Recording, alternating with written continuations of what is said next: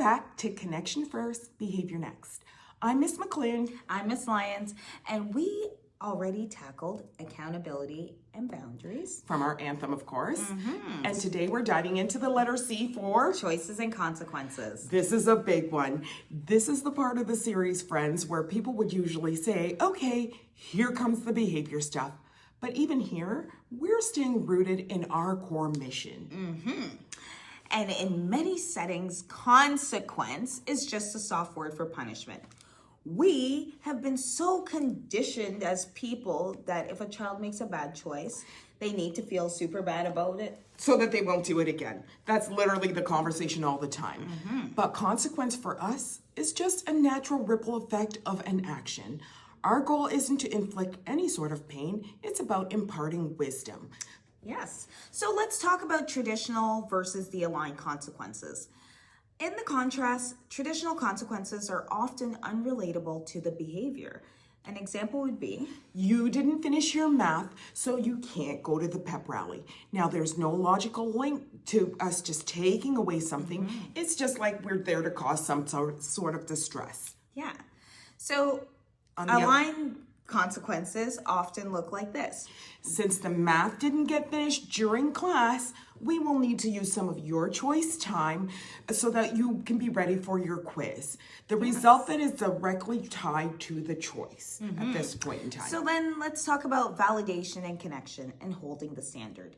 Even when consequences are tough, we don't drop the connection. We use our formula. First, We validate the connection. I know it's really hard for you to stop drawing because you're doing a masterpiece right now, and that's awesome. and then we hold the standard. But because the markers were not put away when they were supposed to, they're going to have to stay in my desk for the rest of the day. We can try again tomorrow, though, of course. Yes. Now, you aren't being the villain this time. You're just being the guide and Guiding showing them how the world works. Because they need to understand. How the world works. Absolutely. The power of choice. We also love using the front end choices. If we give a child a choice between two positive options early on, we often avoid the need for the consequence later. It would be as simple as, would you like to use a pencil or a pen for this? Or do you want to walk on the right side or the left side of the hallway? When we share power in small ways, kids don't feel the need to fight for power in big disruptive ways, right? It just makes the transition easier. Absolutely. So that's our quick breakdown of the letter C for choices and consequences. You stop being the police and start being the mentor. Absolutely. I love this. Now, thank you once again for joining us today. And please stay tuned as we continue our journey through our Aligned Connections Anthem.